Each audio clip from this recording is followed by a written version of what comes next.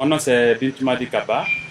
Je suis le représentant régional du réseau des femmes du fleuve Mano pour la paix à Cancan, REFMAP, en même temps membre de la coalition nationale pour la paix en Guinée CNPG.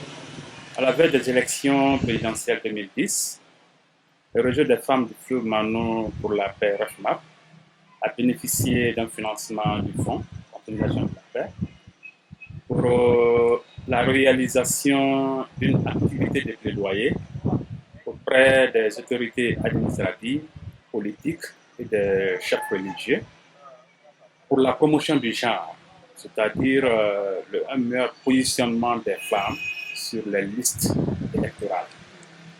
Donc nous avons réalisé ces plaidoyers et ça a été une occasion pour nous de réunir à Cancan tous les acteurs locaux des 9 préfectures de la Haute-Guinée. Je veux parler des régions administratives de Cancan et de Farama, qui sont venus, qui ont été orientés, donc formés pour la mise en œuvre de l'activité de plaidoyer.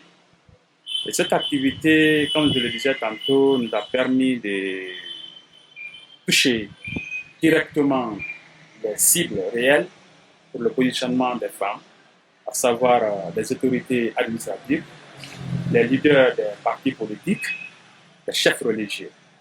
Donc, comme impact, vous savez, en Haute-Guinée, c'est une région où la tradition pèse encore beaucoup.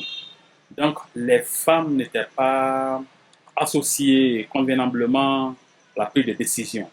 Donc, je pense que cette activité a permis vraiment un changement dans les localités, un changement au niveau des leaders religieux. Je rappelle, à la Grande Mosquée, par exemple, c'était un petit problème au début.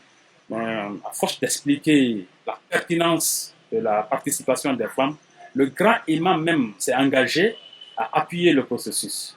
Il s'est engagé à passer des messages clés dans ce sermon de vendredi afin d'amener les gens à comprendre que les femmes ne doivent pas rester de côté, mais il faut promouvoir le genre, le rapport entre hommes et femmes dans tout ce que nous faisons, notamment dans les prises de décision.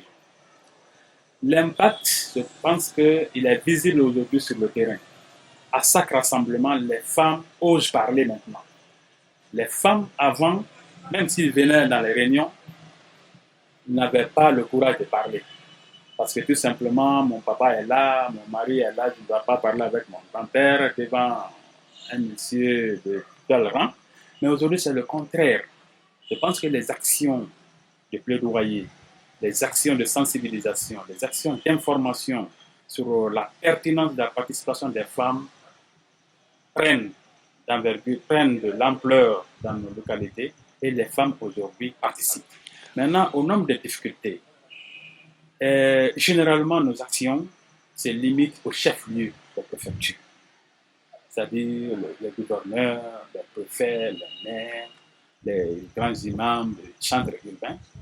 Mais lors de notre dernière action avec la préfecture, on a eu la chance de rencontrer tous les sous-préfets et maires de la préfecture de Cancan. Ils ont tout de suite recommandé à ce que cette action soit démultipliée au niveau de la base.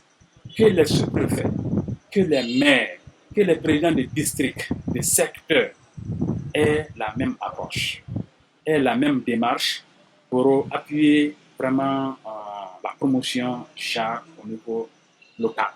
Parlant des facteurs de conflit actuels, c'est à plusieurs niveaux, il faut le reconnaître. À la base, le domaine est un facteur de conflit dans cette région. Le domaine, l'accès est un problème. La politique aussi.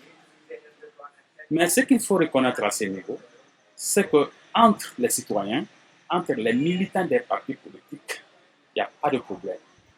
Mais c'est lorsque les leaders politiques se prononcent au sommet là-bas que les conséquences peuvent être visibles sur le terrain. Ça, c'est parce que tout simplement, les militants ne sont pas suffisamment éduqués.